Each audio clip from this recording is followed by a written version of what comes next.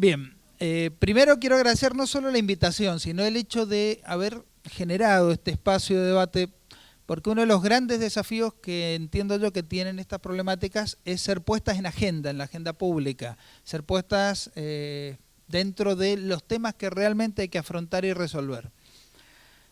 Yo me preguntaba cómo encararlo y qué aporte podía hacer, viendo los expositores que venían y habiendo escuchado a algunos, con el gran marco teórico y el bagaje que han traído experiencias, y pensaba encararlo exactamente al revés. A ver, hablar de gobierno abierto es hablar de un cambio de paradigma, de un gran desafío para el Estado, sin duda. Un gran desafío, y acá comparto parte de lo que decía Mario, que la era digital y los nativos digitales plantean para todas las maneras de brindar servicios, de comunicar.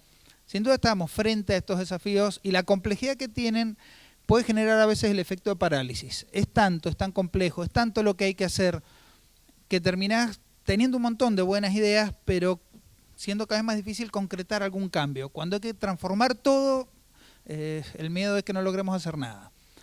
Entonces el enfoque que yo pensé en darle es el inverso, es decir, a ver, siempre estamos en un marco teórico y eso lo vamos a ir viendo en cada cosa, pero empecemos de las pocas cosas que, por ejemplo, desde Fiscalía Estado podíamos encarar. Qué pequeña transformación, qué pequeño aporte en la idea, en esta gran idea de cambio de paradigma que es un gobierno abierto, que es aumentar transparencia. Nosotros tenemos dos grandes experiencias para plantear, que son el tema de acceso a la información pública y el tema de declaraciones juradas, muy relacionados entre sí en algunos puntos, en otros no. Y lo planteo desde lo concreto, desde lo práctico. A ver, el primer punto que quiero plantear, el 15 de enero de 1985, el diputado provincial Armañague presentó el primer proyecto de acceso a la información pública, hace más de 30 años. Del pequeño relevamiento que hicieron los chicos que trabajan conmigo, que me han ayudado en esto, hemos encontrado más de 40 proyectos de ley de acceso a la información pública, de declaraciones juradas, de ética pública, y estoy seguro que deben haber muchos más todavía si ampliamos el concepto a lo que es gobierno abierto, aunque no siempre cada uno lo llame gobierno abierto. El tema está en debate hace rato, el tema está lleno de propuestas hace rato, pero lo cierto es que en Mendoza no tenemos ninguna ley provincial que garantice el acceso a la información pública, no tenemos ley provincial que establezca obligaciones sobre declaraciones juradas y no tenemos una ley provincial con conceptos nuevos, modernos, claros y eficientes sobre ética pública. Es decir, institucionalmente tenemos una carencia. Frente a esta carencia, en Fiscalía de Estado en el último año hemos tenido 5 planteos concretos y directos de temas de acceso a la información pública. Empiezo por acceso a la información pública. Tuvimos un planteo de un periodista que se presentó denunciando que había requerido acceso a unas estadísticas elaboradas en un ministerio. A ver, y lo más grave no era que no se lo hubieran dado, lo más grave era que podía pasar meses y no le iban a contestar siquiera. A ver, no había siquiera la sensación del funcionario público de estar obligado a dar una explicación. La base del paradigma en el acceso a la información pública es decir, la información no es del funcionario, es del ciudadano. Esto es lo primero que había que romper, lo primero que uno notaba. En lo práctico no teníamos una obligación legal, no había una ley que dijera usted está obligado a mostrar, ni siquiera a contestar, ni tenía un plazo, ni tenía sanción. A ver, no había herramientas a la mano. Pero en cuanto uno rasca un poquito más y se esfuerza, encuentra montones de herramientas en estos debates. Nosotros nos pronunciamos con un dictamen concreto diciendo, es cierto, no hay ley provincial. Ahora, el derecho de acceso a la información pública de todos los ciudadanos está plenamente vigente más allá de que exista una ley provincial y esto está fuera de discusión. Es un derecho de raigambre convencional y constitucional. Es como decía la Corte en alguno de los fallos, creo que en ADC, es el oxígeno de la democracia, el acceso a la información pública. Si entendemos a la democracia como este debate colectivo, la información es un insumo fundamental, es el oxígeno para el debate colectivo. Decíamos que la etimología misma de la república es las cosas son del pueblo, no del funcionario. En esto donde no hay ley, lo que en realidad se refleja es un paradigma. El paradigma de la información es mía, es del Estado, del funcionario que está y no del ciudadano. Y así la primera respuesta. A ver, en ese caso no hubo respuesta, hubo una intimación de Fiscalía de Estado y se logró que se respondiera. Otro caso, una ONG ambiental se presenta denunciando también, hace 2 años había hecho un pedido de información específicamente en materia ambiental sí hay normativa nacional más fuerte, e inclusive provincial, y de nuevo no tenía siquiera respuesta luego de 2 años. En este caso también se emite un dictamen muy fuerte, se habla también, tenemos diálogo con los funcionarios, ponen a disposición la información, y de nuevo esta misma sensación de, a ver, el primer planteo era, ¿quién es usted y para qué la quiere la información? Y ahí entramos en otro debate más. A ver, ¿existe el derecho de acceso a la información pública? De esto no hay duda. Y empezamos a sentar algunas otras pautas. ¿Quiénes pueden pedir la información que está en manos del Estado? Cualquier ciudadano. Cualquiera. No tiene por qué explicar ni por qué la quiere, ni para qué la quiere, ni de dónde viene, ni para qué la va a usar. Esa información es del ciudadano. Y el principio es que toda la información en manos del Estado tiene que estar disponible para el ciudadano, cualquiera que la solicite tiene que ponerse a su disposición, y entramos después en algunas de las cosas que más se tienen que debatir, y creo que en la ley es donde se tiene que debatir, que son los límites. ¿Qué información puede el Estado razonablemente decir, esta información no se la doy a usted sin que me explique para qué la quiere? O esta información directamente no se la doy a usted porque involucra cuestiones de seguridad del Estado. Y acá entramos de nuevo en un debate que después nos podemos meter, pero van a ser las cosas que hay que definir en el ámbito donde hay que hacerlo, que es el ámbito del poder legislativo, donde se tiene que dar el debate de poner límites y ver cuáles son y cómo se justifican. En estos mismos planteos encontramos, bueno, nosotros tuvimos otro pedido de información de un particular, una persona que sin ser parte de ninguna ONG, sin tener ninguna militancia ni ambientalista, ni política, se presentó pidiendo una serie de datos personales de empleados públicos. En ese caso fue uno de los casos más complejos porque reconocíamos el acceso a la información, reconocíamos que tenía derecho a conocer cómo era la estructura de un organismo del Estado, cuáles eran las escalas salariales, cuáles eran las clases de los empleados, quiénes habían ascendido y cómo, pero entendíamos también que aquí empezaban a involucrarse algunos datos personales. Y acá es donde una decisión que se tomó es establecer que todo lo que hacía la estructura, régimen salarial, podía estar a disposición. Lo que no se podía era ponerle el nombre y apellido a cada uno, ya que ahí sí había que acreditar cuál era su interés para saber tal persona, cuánto cobra, cuándo ascendió y qué hace. Ahí hacía falta una explicación. Ahí este ciudadano tenía que decir, mire, me importa saber tal persona por tal motivo. Ahora, si usted lo que quiere saber es cuál es la estructura de tal organismo del Estado, cuál ha sido su régimen de ascenso en los últimos 10 años, cuál es su escala salarial, eso es público y tiene que serlo. Y después hemos tenido un par de planteos más hechos por legisladores provinciales y por concejales de los departamentos, planteos que se van más en el marco de disputas de carácter partidario, claramente, pero que tenían que ver con esto. El legislador iba al Poder Ejecutivo, provincial o municipal, exigía la información sobre tal tema, sobre presupuesto, sobre aquello, y lo sacaban carpiendo. En la denuncia que hace el legislador provincial, establece los términos con que le contestaron, por supuesto después fueron negados, no puedo decir que sean ciertos, pero sí marcaba esto, la información es mía, ¿vos quién sos? Y encima sos no, lejos. Siempre seguimos dando vuelta en este problema, el sentido de apropiación de la información. Cuando hablamos de acceso a la información pública, para mí este es el cambio que hay que lograr. Desde el sentido de apropiación del funcionario sobre la información que hay en el Estado, al sentido de apropiación del ciudadano sobre toda la información que el Estado tiene. Y para este camino, yo creo que hay que dar varios pasos. Aquí las leyes ayudan, las leyes impulsan, las leyes facilitan. Los cambios culturales no los hacen las leyes. Muy rara vez una ley genera el cambio cultural. Generalmente es el resultado. Y en mi opinión, digo, si todavía no tenemos leyes es porque no hay una exigencia lo suficientemente intensa sobre los legisladores para obtenerla. Acá es donde yo creo que el rol de la universidad es absolutamente fundamental, como generador de opinión, como ámbito que impone temas en agenda. Porque, a ver, lo cierto es que si llevamos más de 30 años con infinidad de proyectos de ley, yo me acuerdo en el año 2013, si no me equivoco, en Ciencias Políticas, un debate donde estaban el senador Carlos Aguinaga en ese momento de un partido, la senadora Naman de otro partido, el actual intendente Tadeo García Salazar, estaba yo, habían algunos otros legisladores, había un muestrario de todo el abanico político y debatimos proyectos de información pública, de reforma constitucional, etcétera. Un nivel de consenso del 90%. A ver, uno sale de ahí y decía, mañana votamos la ley. La ley no está. La película sigue y las cosas no terminan de salir. Entonces, volviendo a esto, los desafíos del acceso a la información pública, Fiscalía de Estado, en lo que podía hacer, lo que ha ido haciendo es estableciendo estos parámetros, que deberían estar en una ley, que una ley es necesaria, es imprescindible. Pero mientras tanto, generar esta conciencia de el derecho existe.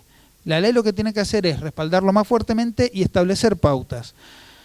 Aquí si me preguntan, yo entiendo que los desafíos para una ley de información pública, pasan por poner algunas pautas muy concretas. Creo que la legitimación activa, esto es, ¿quién puede pedir información? Es un debate que ya no tiene espacio. Todo ciudadano, por ser ciudadano, tiene el derecho a pedir información. Lo que es la legitimación pasiva, o sea, ¿a quién se le puede pedir información? Hay una gran parte del debate también que creo que ya no tiene sentido. Todo el Estado está obligado en todos sus niveles. Las organizaciones públicas no estatales que ejercen poder público por delegación, entiendo que también tienen que estar obligadas. Todos aquellos que ejerzan potestades públicas o manejen fondos públicos, entiendo que tienen que estar obligados. Y esto sí lo tiene que imponer la ley. Esto sí escapa a las buenas intenciones o a las herramientas que se pueden tener, al menos de Fiscalía. Cuestiones muy concretas. La ley tiene que establecer un plazo perentorio para el cual hay que contestar. A veces la contestación es no, porque no la tengo, no porque por tal motivo no se la doy, pero tiene que haber una obligación y un plazo para contestar y un mecanismo claro para poder revisar esa contestación. Tienen que haber claramente sanciones, si no todo es gratis. Todos tenemos buenas intenciones, pero a veces que haya un garrote atrás mirándonos ayuda a que las cosas se hagan. Y lo otro que yo sí creo que es un gran desafío para una ley de acceso a la información pública es dar un paso más e ir hacia lo que es transparencia activa. Es decir, el rol de transparencia pasiva, que es el rol de, bueno, yo acá tengo la información, si usted me la pide se la doy. Yo creo que hay que dar este salto de calidad a la transparencia activa. Explicaba Mario que cuando se empiezan a publicitar, primero la sentencia, los autos y los decretos en el Poder Judicial, ya no es, si usted viene a pedir se lo doy porque tiene derecho, es métase a internet y lo consulta. Empezar a difundir los procesos, los datos estadísticos, y esto sí es un empujón que tiene que dar la ley. Este es un empujón que inclusive está más allá. Hoy estamos discutiendo, esto que les digo, se va a un ministerio a pedir información y ni siquiera le contestan, no es que se la niegan. De acá saltar a la transparencia activa, y sí, es un gran salto, pero la verdad es que yo creo que si se logra consensuar un proyecto de ley, y creo que hay que tratar de dar todos los pasos posibles hacia adelante, aunque después en el camino no siempre sea fácil llegar. Sí planteo como un riesgo cuando se estudian estas cosas es, hacer complicado lo simple. Es decir, el acceso a la información es la obligación de todo funcionario, las sanciones pueden estar previstas, no son complicadas. Ahora, cuando se empieza a crear organismos para que hagan el seguimiento y concentren todos los pedidos de todo el Estado, y tenemos entonces que, bueno, generar un organismo, nombrar a la gente, ver cómo se lo nombra, empezamos a generar una burocracia nueva dentro del Estado para una obligación que hoy está vigente.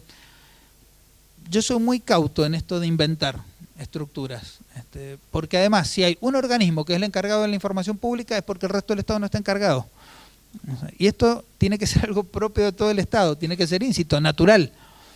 Si no, están los 4 dedicados a esto, que son a los que van todos los pedidos y que tienen que ir a perseguir al ministro, al subsecretario, que lo mira con cara de ¿y ahora qué querés?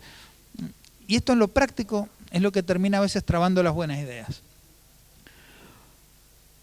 Una pequeña experiencia sobre declaraciones juradas de Fiscalía de Estado. Un tema que, según un cotejo que hizo Gabriela Chepi hace poco, teníamos aproximadamente 160 notas periodísticas hechas sobre este tema en los últimos 3 o 4 meses, que fue cuando estalló. Es decir, el tema tuvo relevancia pública. Lo mismo, declaraciones juradas, 30 años de proyectos de ley para presentarlas, para obligar. Existían, pero eran todas secretas, estaban guardadas y solo un juez las podía abrir. Lo cierto es que con un decreto, el 1789 del año 2015, del año pasado, se impone la obligación a los funcionarios del Poder Ejecutivo de presentar declaraciones juradas. Desde ya, el hecho de que haya sido por decreto es de por sí una carencia. Es una carencia, porque un poder autoobligándose, dejando a los otros poderes sin esa obligación, invitándolos con fuertes limitaciones respecto a qué datos proteger y qué datos no, con fuertes limitaciones respecto a las sanciones por incumplimiento. Es decir, sin duda hace falta una ley. Si me preguntan, ¿cuál es el gran aporte de ese decreto? Haber puesto el tema en agenda, haber puesto el tema en boca de todos para que se discuta. Esto no está funcionando bien, bueno, pero hay que mejorarlo. Siempre el riesgo de estas cosas es que si no funcionan bien, como contabas la experiencia, creo que de Gualeguaychú, no recuerdo cuál era, de Caucete, no funciona bien, listo, no, borrémoslo, tirémoslo a otra cosa.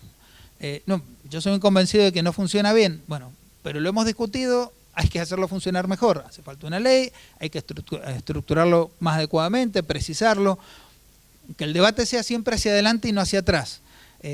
Riesgo que a veces se da este gatopardismo de cambiar para no cambiar, ¿no? Muchas veces en el debate se impulsa un montón de nuevas medidas y nuevos organismos y nuevas cosas, y en realidad lo que se logra es desarticular lo que ya está en vez de mejorarlo. Entonces, los peligros a veces están dados inclusive en buenas intenciones mal orientadas. La experiencia de declaraciones juradas, una experiencia sin duda polémica que ha tenido muchas críticas y grandes debates. Les puedo decir, desde la experiencia tuvo muchísimas resistencias concretas, no públicas, lógicamente. Las públicas, y esto lo reconozco con la mayor lealtad, aquellos que públicamente criticaron el sistema se hicieron cargo de lo que dijeron y permitieron el debate. Lo más complejo no son las críticas públicas, son los pequeños sabotajes que se van haciendo sin que se puedan debatir. Esto es como con los vampiros, hay que tirar luz encima para que se aparezcan. La transparencia es tirar mucha luz sobre las cosas para que el debate sea franco, sea honesto y sea abierto. Y ahí reconocer errores y corregirlos. Más peligrosos son los debates cuando no son tan abiertos, o las resistencias cuando están un poquito más solapadas. En este régimen, aproximadamente 2.000 funcionarios obligados a presentar declaraciones juradas, el 90% las ha presentado, con un alto porcentaje de declaraciones bien presentadas y algunas con errores. La obligación que estableció el decreto, y esto es quizás lo más rupturista, era que todas las declaraciones tenían que hacerse públicas en Internet para que fueran consultadas por cualquier ciudadano. En lo práctico, yo he visto varios sistemas de declaraciones juradas y de difusión, y la verdad es que uno tiene que entrar, no siempre es fácil encontrar la página, esto puede parecer una tontera, pero cuando uno pasó 20 minutos cliqueando de acá para allá y no llega a las declaraciones juradas, ya le ganaron. Entonces yo ciudadano, ya está, me dedico a otra cosa y me voy a leer el diario, no sé. Tema sencillo, esto es muy importante, ahí estaba la página mostrándola. La página de Fiscalía de Estado, uno entra, hay un icono, entra ahí, hay un aviso, una información legal sobre las pautas que se deben seguir, y de ahí más se puede acceder a las declaraciones juradas presentadas por todos los funcionarios. La simpleza y la sencillez es un dato fundamental para que esto esté realmente al acceso. A mí me pasó con la de una provincia, no voy a decir cuál, que realmente yo que tengo algún manejo de herramientas informáticas y que había estado diseñando junto con la gente que ha trabajado conmigo el sistema de declaraciones juradas, pasé 20 minutos sin poder llegar a una declaración jurada. Y después me dijo, no me acuerdo si Mariano, no, mira, tenés que entrar por acá. Sí, había un pequeño laberinto para llegar. ¿Están publicadas? Sí, están publicadas las declaraciones, pero la accesibilidad a veces sean las pequeñas cosas también. Otro gran debate es qué datos de las declaraciones juradas tienen que ser públicos y cuáles no. Y este es un debate que yo estoy convencido que en algunos aspectos necesita el debate legislativo para que sea el representante del pueblo el que diga hasta acá es público y hasta acá no. Fiscalía de Estado tomó una decisión que fue hacer público todos los datos de las declaraciones juradas, con excepción de todos los domicilios, todos los dominios automotores, todo aquello que pudiera identificarse, permitir identificar los bienes de la persona, y el dinero en efectivo que tenía, ya sea en cuentas, en plata en efectivo, en sistemas bancarizados. ¿Es debatible? Absolutamente debatible. Y merece un debate en el ámbito legislativo. Porque, como decía Mario varias veces, entran acá en conflicto dos derechos. La transparencia, derecho colectivo de todo, de tener acceso a la información, al patrimonio de aquel al que cada uno le paga el sueldo, y es un derecho legítimamente reclamado por el ciudadano. Y después también el derecho del individuo que dice, sí, bueno, pero de ahí a que publiquen mi domicilio, dónde vivo, qué auto tengo, cuánta plata tengo en efectivo, están poniendo en riesgo mi seguridad, y es un planteo absolutamente razonable. Algunos iban más allá y decían que había que publicar muchos menos datos, que no había que poner ni la cantidad de inmuebles que había, otros que creen que entienden y plantearon que había que publicar absolutamente todo. Bueno, estos son los debates válidos que sí hay que dar y que enriquecen este tema, porque son todas cuestiones planteables, razonables. No es razonable decir la información pública no hay que hacerla pública. Yo creo que no es razonable decir las declaraciones juradas no es una obligación o no hay que presentarlas, o no tienen que ser públicas en alguna medida. Pero sí, estos son debates legislativos fundamentales. Aquí nos encontramos, bueno, en los últimos días con planteos concretos que han tenido que ver con la negativa de algunos funcionarios. Después fueron aclaradas, no era negativa, era una crítica al sistema, pero estaban dispuestos a la publicación de sus declaraciones juradas. Pero permitió un debate que yo creo que enriqueció mucho este tema. Yo sí creo que se desenfocó el debate de las declaraciones juradas, y esto también tiene que ver con un trabajo que hay que hacer explicándolo. Lo que pasa es que a veces cuando se grita muy fuerte es difícil que uno lo escuchen. Pero esto no está, el sistema de declaraciones juradas de patrimoniales de los funcionarios no es para curiosear qué tiene un funcionario. Es para poder hacer un seguimiento de la evolución patrimonial de un funcionario. Aquel que llega a la función pública con 10 y se va a la función pública con 15, que puede explicar esos 5. Esta es la evolución patrimonial que uno tiene que seguir con las declaraciones juradas y que es bueno que esté en manos de la sociedad para hacerlo. Es inevitable que estando a disposición se vea, se curiosee, se ironice.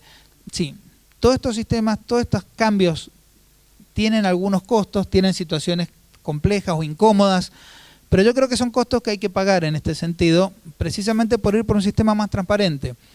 El primer debate que se dio era que el funcionario, como cualquier ciudadano, está protegido por el secreto fiscal y por lo tanto no está obligado a contarle a nadie lo que tiene. Y bueno, yo creo que este debate ya un poquito está superado. Uno puede discutir qué se tiene que hacer público y qué no, pero que el funcionario, en tanto y en cuanto le paga a toda la ciudadanía, tiene que poner frente a la ciudadanía su enriquecimiento patrimonial, me parece una cuestión de estas que ya se van escapando, ya no tienen sentido en el debate. A ver, yendo a redondear dos herramientas concretas que tienen que ver con gobierno abierto. Fundamentalmente la apropiación de la información pública y la conciencia del funcionario de que la información que tiene que estar a disposición de la ciudadanía. Muchas veces el lograr lo ideal ha sido enemigo de lograr lo posible. Yo en la experiencia legislativa fui viendo que precisamente querer lograr un proyecto donde todos estuvieran de acuerdo hacía que nunca saliera ningún proyecto, o hacía que aquellos que no querían un proyecto lograran encontrar la manera de frenarlo.